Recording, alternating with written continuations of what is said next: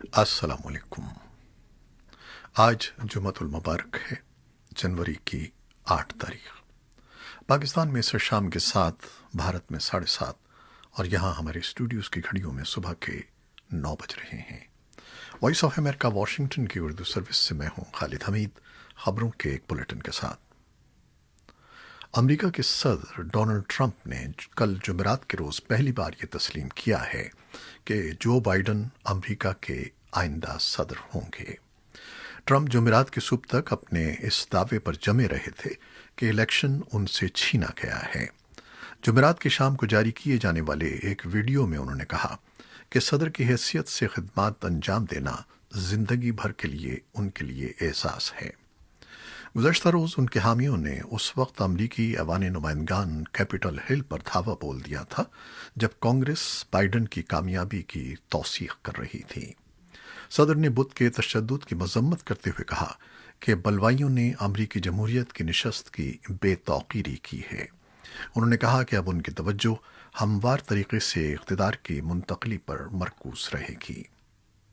अब जबकि सदर डोनाल्ड ट्रंप की सदारत में 13 दिन रह गए हैं, अमेरिका के 2 मुमताज़ तरीन डेमोक्रेट्स कानून साजों ने जुमेरात के रोज़ मुतालबा किया कि सदर को फौरी तौर पर उनके ओहदे से हटा दिया जाए। न्यूयॉर्क के सेनेटर चक शूमर ने कहा कि गुज़श्ता रोज़ कैपिटल हिल पर जो हुआ वो सदर की जानिब से पैदा की गई एक सरकशी थी। इस सदर को अब एक दिन भी मज़ीद ओहदे पर नहीं रहना चाहिए। कुछ दूसरे कानून साजों ने भी, जिनमें ऐवान की स्पीकर नैन्सी पेलोसी भी शामिल हैं, आईनी शेख के इस्तेमाल या दूसरी बार मुआवजे के इस्तेमाल से ट्रंप की बरतरफी का मुतालबा किया। दूसरी जानिब सदर ट्रंप की काबीना में शामिल वज़रा और दीगर ओहदों पर तैनात शख्सियात की जानिब से कैपिटल हिल में होने वाली हंगामा आराई के खिलाफ बतौर एहतजाज इस्तीफे देने का सिलसिला भी जारी है। ताहम व्हाइट हाउस ने इस्तीफों पर फौरी तौर पर अपना कोई रद्द अमल नहीं दिया है। अमेरिका के कानून नाफिज करने वाले इदारों ने सदर ट्रंप के हामियों की जानिब से बुध को कांग्रेस की इमारत कैपिटल हिल पर हमले की फौजदारी तहकीकात का आगाज कर दिया है। इसी दौरान ताज़ा तरीन इत्तलात के मुताबिक अमरीकी दारुल हुकूमत की पुलिस का एक बयान में कहना है कि एक पुलिस अफसर ब्रायन सिकनिक जख्मों की ताब न लाकर चल बसे हैं। वो बुध के रोज़ कांग्रेस की इमारत पर धावा बोलने वाले एहतजाजियों को रोकने की कोशिश में शदीद जख्मी हो गए थे। वो इस बलवे में हलाक होने वाले 5वें शख्स हैं। इससे पहले एक सफ़ेद फाम एहतजाजी खातून पुलिस की गोली लगने से हलाक हो गई थीं। 3 दूसरे अफराद हंगामों को दौरान तबीयत बिगड़ जाने से हलाक हो गए। दर्जनों अफराद को गिरफ्तार किया गया है। अफगान तालिबान का कहना है कि अमन मुज़ाकरात के दौरान अफगानिस्तान में अबूरी हुकूमत के क़याम से मुताल्लिक़ कोई बातचीत नहीं हुई है। दोहा में तालिबान के तर्जमान मोहम्मद नईम ने वॉइस ऑफ अमेरिका को बताया कि बातचीत के मौज़ूआत में अबूरी हुकूमत के क़याम का मामला शामिल नहीं है। सदर अशरफ गनी ने जुमेरात के रोज़ अफगान सूबे नंगरहार के दारुल हुकूमत जलालाबाद में एक मजमे से खिताब करते हुए अबूरी हुकूमत के क़याम की मुखालिफत की थी और कहा था कि अफगान अवाम सियासी निज़ाम के तसलसल को ख़त्म नहीं करना चाहते।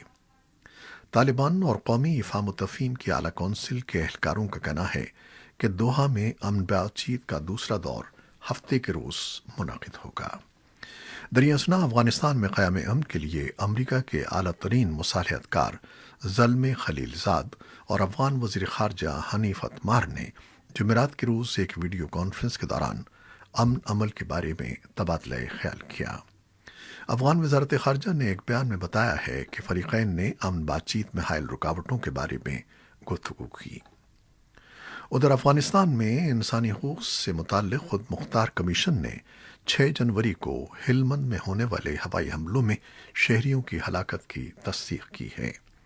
कमीशन के मुताबिक हिलमंद सूबे के दारुल हुकूमत शिकारगाह में एक घर पर बम गिरा जिससे बच्चों और औरतों समेत एक ही खानदान के 5 अफराद हलाक और 5 जख्मी हो गए। कमीशन ने हमले की मजम्मत करते हुए अफगान हुकूमत पर जोर दिया है कि इस वाक़े पर मुकम्मल छानबीन कराई जाए। भारत ने जुमे को ऐलान किया है कि भारत को सन 2021 और 22 के दौरान अक़वाम मुत्तहिदा की सलामती कौंसिल की 3 اہم کمیٹیوں بشمول طالبان تعزیرات کمیٹی، انسداد دہشت گردی کمیٹی اور لیبیا تعزیرات کمیٹی کی سربراہی کرنے کو کہا گیا ہے۔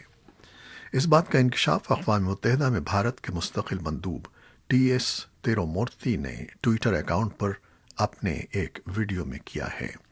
بھارت کی طرف سے اقوام متحدہ کے سلامتی کونسل کی 3 اہم کمیٹیوں کی سربراہی کے بارے میں تاحال پاکستان کا کوئی رد عمل سامنے نہیں آیا ہے، لیکن بعض تجزیہ کاروں کا کہنا ہے کہ بھارت کو ایک ایسی کمیٹی کی سربراہی کرنا مناسب نہیں ہے جبکہ بھارت اور طالبان کے درمیان تعلقات کبھی بھی خوشگوار نہیں رہے ہیں، اور دوسری طرف پاکستان جو افغان امن عمل میں اہم کردار ادا کر رہا ہے، اس کے تعلقات بھی بھارت کے ساتھ تناؤ کا شکار ہیں۔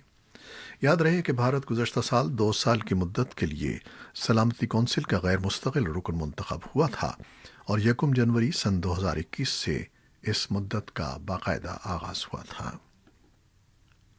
بلوچستان کے وزیر داخلہ ضیاء اللہ لانگو کہتے ہیں کہ مچ ہزارہ افراد کے قتل کا واقعہ سفاکانہ دہشت گردی ہے، اور ان واقعات میں دشمن ہمسایہ ممالک ملوث ہیں جنہیں مقامی سطح پر بھی حمایت حاصل ہے۔ کوئٹہ میں وائس آف امریکہ کے نمائندے علی فرقان کو دیے گئے ایک خصوصی انٹرویو میں ان کا کہنا تھا کہ حکومت کی جانب سے مطالبات کی منظوری کے بعد ہزارہ برادری کا ان لاشوں کے ہمراہ دھرنے کو جاری رکھنے کا کوئی جواز نہیں رہتا۔ ضیاء اللہ لانگو کہتے ہیں کہ وزیر اعظم نے وفاقی وزراء کو دھرنے کے شرکاء کے مطالبات سننے کے لیے بھجوایا، اور وہ خود بھی لاشوں کی تدفین کے بعد تعزیت کے لیے کوئٹہ آئیں گے۔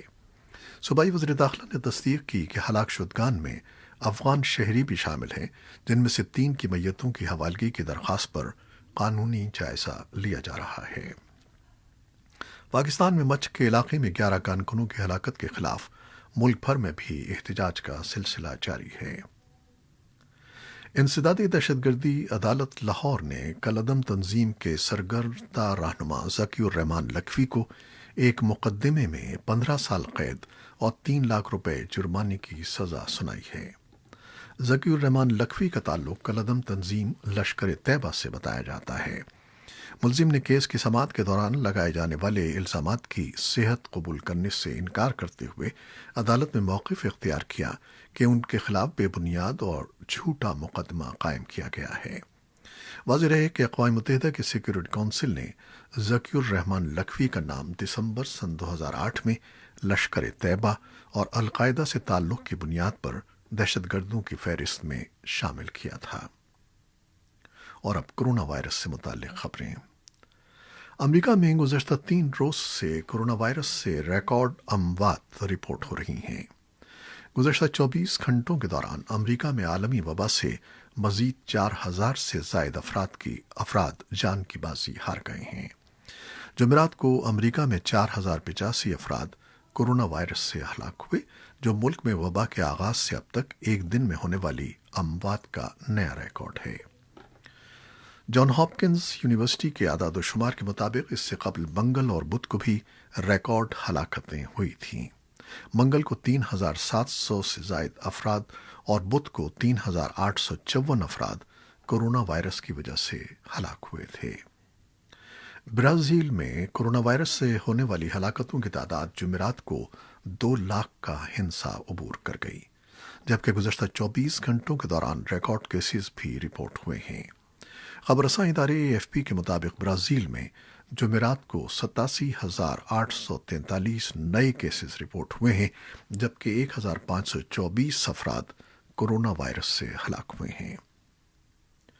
کورونا وائرس سے بچاؤ کے لیے ویکسین تیار کرنے والی امریکی کمپنی ماڈرنا نے دعویٰ کیا ہے کہ یہ ویکسین 2 سال سے زائد عرصے تک وائرس سے محفوظ رکھے گی۔ کمپنی کے چیف ایگزیکٹو آفیسر اسٹیفان بانسال نے کہا ہے کہ یہ قیاس آرائیاں درست نہیں ہیں کہ ویکسین محض چند ہفتوں کے لیے تحفظ دے گی۔ ان کے بقول انسان میں اینٹی باڈیز بہت آہستہ آہستہ ختم ہوتی ہیں، لہٰذا یہ ویکسین طویل عرصے تک وائرس سے بچانے میں مددگار ہوگی۔ جاپان کے حکام نے دارالحکومت ٹوکیو اور اس کے 3 مضافاتی علاقوں میں کورونا کے بڑھتے ہوئے کیسز کے پیش نظر ہنگامی حالت نافذ کر دی ہے۔ حکام کا کہنا ہے کہ 1 ماہ کے لیے لگائی گئی ایمرجنسی کی میعاد 7 فروری کو ختم ہوگی۔